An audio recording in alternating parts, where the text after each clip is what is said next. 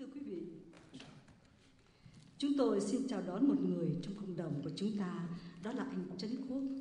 Thân phận của một người tị nạn, qua từng giai đoạn lịch sử, anh đã viết và soạn nhạc phẩm nói lên thân phận của chính mình. Đó là xin kính mời anh Trấn Quốc với 3 mảnh đời.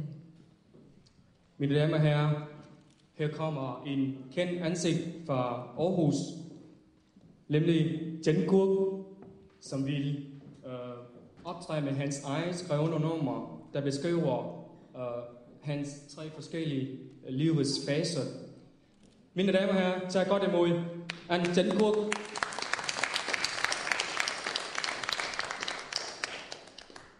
Og anh Trấn Quốc có đôi lời tỏ lòng với quý vị trước khi anh trình diễn nhạc phẩm của anh. Chào tất cả quý vị, tôi cũng nhờ anh Tiến Việt trích lại những lời tôi nói, tại vì trong đây có một số người đang bệnh. Bài này tôi viết về, như hai người xưng ngôn vừa nói, là tôi viết về cuộc đời của tôi trong qua 3 giai đoạn. Giai đoạn thứ nhất là từ năm 3 tuổi cho tới năm 13 tuổi. Bài này tôi viết lúc tôi ở Việt Nam lúc 13 tuổi. Det der blev sagt, det er, at sang her er naturligvis, som jeg har fortalt jer før, at det er beskrevet af hans livets 3 forskellige faser. Den første fase drejer sig om fra med at han er fra 3 år til 13 år i Vietnam, det vil sige hans barndom. Vào năm 1954, sau hiệp định Geneva thì Cộng sản Việt Nam đã ký kết với Pháp để chia đôi nước Việt Nam. Efter Genève-konventionen i 1954, hvor i at franskmænd er officielt overgivet Vietnam til selve Vietnam. Năm lớp tôi hơn 3 tuổi thì tôi và cha tôi đã đi vào Nam di cư vào năm 1954. Og jeg har naturligvis sammen med min far flyttet til den sydvietnamesiske del efter 1954, det vil sige Genève-konventionen. Và mẹ tôi thì kẹt lại ở ngoài Bắc, không đi được. Desværre kunne hans mor ikke komme med, i og med at det er strengt forbudt at flygte eller rejse ind til Sydvietnam på grund af kommunistisk regering eller nær sagt styring. Năm 13 tuổi thì tôi thoát ly gia đình mà tôi sống chung với cha và người mẹ kế để sống những cuộc đời tự lập. Allerede som 13-årig var han nødt til at være selvstændig. Naturligvis levede han sammen med sin far og hans stedmor, men ret sagt mere som selvstændig dreng. Và cái mảnh đời thứ hai tôi viết khi tôi đã trưởng thành. Sau khi đã học xong thì tôi nhập ngũ. Anden fase har han skrevet, eller beskriver han hans, jeg skal sige, efter pubertet og hans ungdom, og ligeledes også, det er også der, hvor han var nødt til at gøre sig militærpligt. Tôi nhập ngũ vào cuối năm 1969, lúc đó thì quân đội Mỹ cùng với các quân đội đồng minh thì đã rút khỏi Việt Nam. Som sagt, han var i militær efterfølgende. Sau ngoại giao bóng bàn năm 1972 đấy, thì ngoại giao Bắc Kinh bóng bàn ở thời Nixon thì Mỹ lúc đó đã thay đổi chiến lược và Mỹ đã ép Việt Nam Cộng Hòa phải ký hiệp định Paris năm 1973. Det er selvfølgelig, at efter Nixons tid, så har den amerikanske regering ændret strategi og var nødt til at tvunge den sydvietnamesiske styring til at underskrive Paris-aftalen. Tôi cũng nên nhắc lại là trong năm 1963 thì Mỹ cũng đã coi như là với một số tướng lãnh phản loạn thì đã lật đổ của nền đệ nhất Cộng hòa Việt Nam. Man kan sige, at efter 1963, så har den amerikanske nærmest knækket eller ligelagt den sydvietnamesiske regering, nemlig Cộng hòa Việt Nam. Vì họ muốn thay đổi chính sách, người ta họ ngoài ra cái chính thể đệ nhất Cộng hòa của Việt Nam, ngoài ra cũng còn ám sát cả Tổng thống Mỹ nữa để họ thay đổi chính sách đối với Việt Nam. Som sagt, der ligger en masse politiske strategi og rent taktisk, og derfor så har den amerikanske også været nødt til at bede om den forandring, der sker. Và rồi tới cuối năm 75 đó, tới tháng 4 75 thì Mỹ cũng đã câu kết với Nga, Xô và Trung Cộng để mà bức tử Việt Nam Cộng Hòa. Thì trong khi đó Mỹ cúp viện trợ Việt Nam Cộng Hòa, trong khi đó Nga, Xô, Trung Cộng và các nước Đông Âu vẫn tiếp tục viện trợ ồ ạt cho Bắc Việt. Det der skete, som gør, at den sydvietnamesiske regering, eller sydvietnamesiske landområde falder til anden side, det er på grund af, at vi ikke længere får hverken økonomisk støtte eller nogle andre former, mens de andre, det vil sige nordvietnameser, stadigvæk får støtter, får forskellige slags økonomisk støtter og lidt ligesom rådgivning fra diverse lande, såsom Kina og Sovjetunionen osv. Và sau đó thì tất cả những quân nhân, công chức, các sĩ quan trong quân lực Việt Nam Cộng Hòa đều bị bắt đi cải tạo hết, trong đó có tôi, bắt vào trại tập trung. Og efter følger så er de fleste af de gamle regeringssoldater desværre blevet sendt til forskellige fængsler, som de også kaldte opdragelseslejr. Và cái đây là bài thứ hai này thì tôi viết vào trong khi mà đã ở Đan Mạch được 6 năm. Og de sidste faser, det er selvfølgelig efter han kom til Danmark. Và cái đoạn thứ ba viết về cái tuổi già hiện tại như bây giờ. Og selvfølgelig også de sidste faser, det er selvfølgelig at hans alderdom her i Danmark. Vâng, và kính thưa quý vị, là tôi cũng nhờ anh Nguyễn Mạnh Hùng để mà đàn phụ đàn piano với tôi. Og han har fået hjælp af Tovan af Mạnh Hùng. Bài này chúng tôi mới tập dượt với nhau, thì ra nếu có gì sơ sót thì xin quý vị thông cảm. Yes.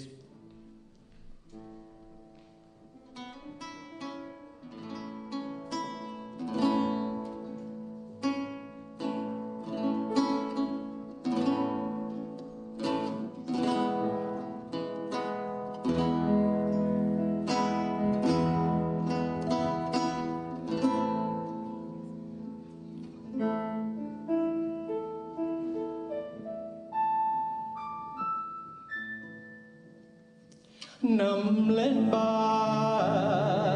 hắn đã thiếu tình thương. Năm 13 đã tơ tưởng yêu đương.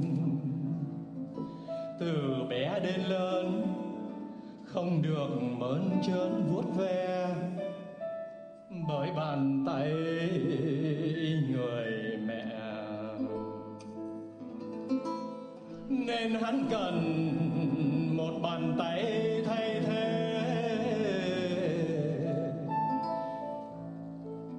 Bàn tay của người con gái với 5 ngón thon dài xoa dịu vết thương lòng, ôm hắn trong mùa đông.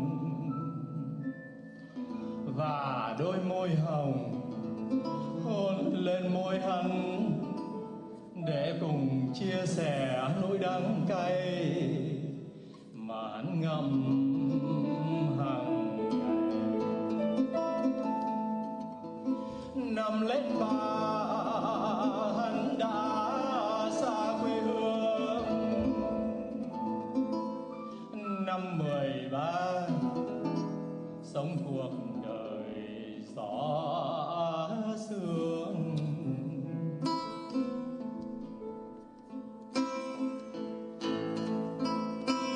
Một ngày chàng đi nằm tuổi đã quá 35, vết nhăn trên vầng trán, dấu điểm vàng trên cằm.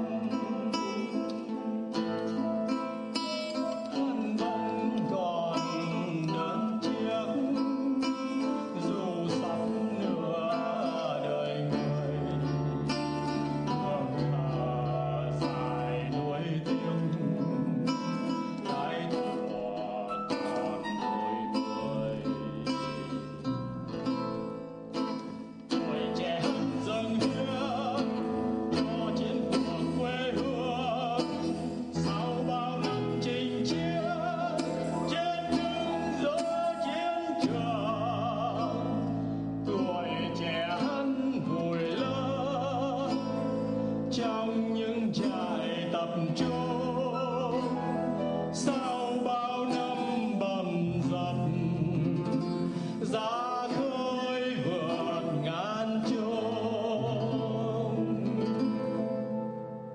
Bao năm nơi xứ người hắn giờ khóc giờ cười, làm sao mà kết hợp gối đồng hương chiều người. Bao năm nơi xứ người hắn giờ khóc giờ cười, làm sao mà kết hợp gối đồng hương chiều người. Tha hương mãi cũng phải già, bớt giờ làm việc quay ra làm vườn. Khi xưa gươm súng xa trường, bây giờ mùa bút trong vườn nhạc thơ.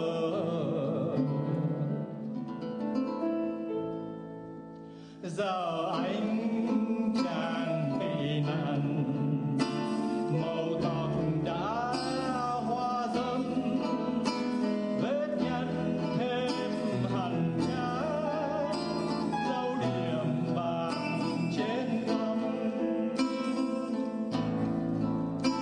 Hắn vẫn còn nhiệt huyết, dù quá nửa đời người, còn thở dài nuối tiếc cái thủa mình đôi người.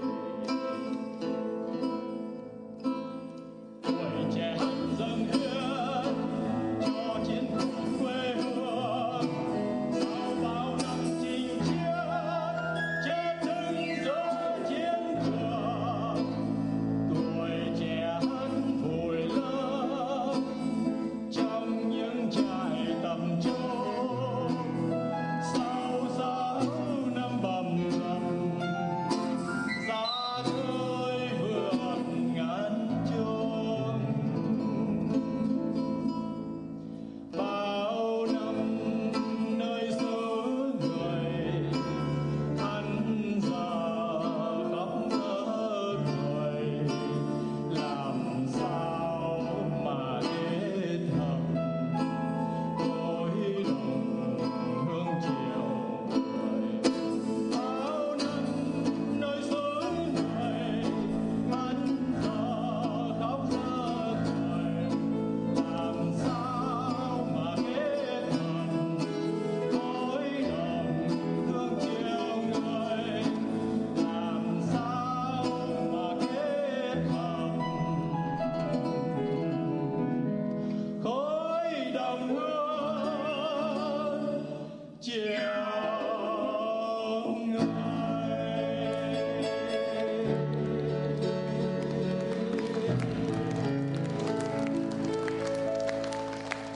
Cảm ơn tất cả quý vị, cảm ơn anh Hùng.